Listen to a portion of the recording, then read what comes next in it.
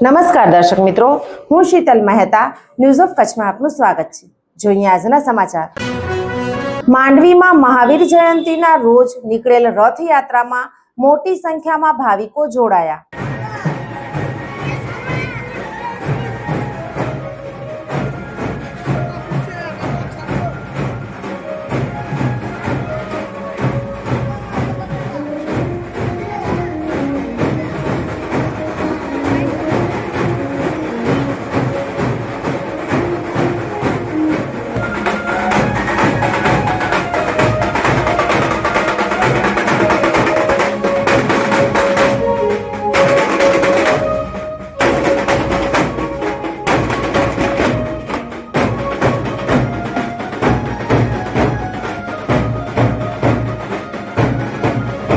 માંડવી ખાતે આ મહાવીર સ્વામી ભગવાનના જન્મ કલ્યાણક નિમિત્તે ભક્તિભાવ અને શ્રદ્ધાનો અદ્ભુત માહોલ સર્જાયો હતો।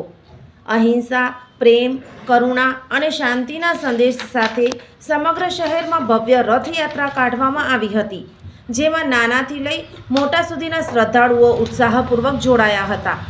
મહાવીર બેન્ડના મધુર સ્વરો અને જય બોલો મહાવીર કી જેવા ગુંજતા નાદ વચ્ચે શહેર ધર્મમય બની ગયું હતું। મહાવીર સ્વામીના વિવિધ ભાવોના અભિનયે સૌને ભાવ વિભોર કરી દીધા હતા। આ અવસરે જીવદયા અને માનવ સેવાના કાર્યો સાથે સમાજે દયાળુતાનો જીવંત સંદેશ આપ્યો હતો।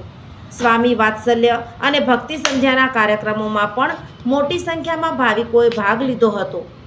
આજના ભૌતિકવાદી યુગમાં મહાવીર સ્વામી ભગવાનનો અહિંસાનો માર્ગ માનવજાત માટે શાંતિ અને આત્મકલ્યાણ તરફ દોરી જતો પ્રકાશ સ્તંભ છે।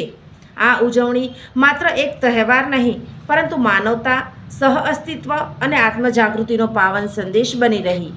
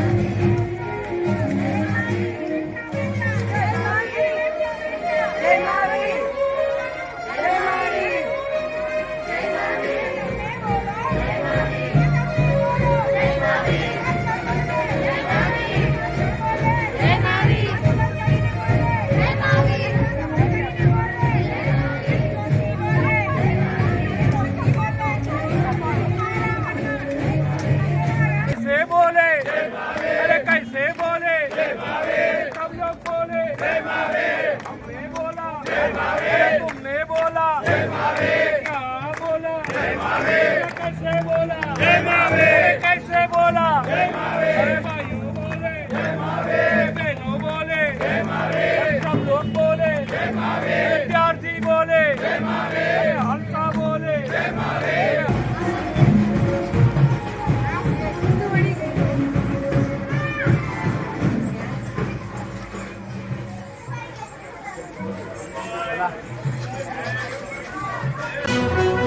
દર્શક મિત્રો, આજે તારીખ 1 એપ્રિલ 2026 આ હતા આજના સમાચાર। આવતીકાલે ફરી મળીશું, ત્યાં સુધી મને રજા આપશો। નમસ્કાર।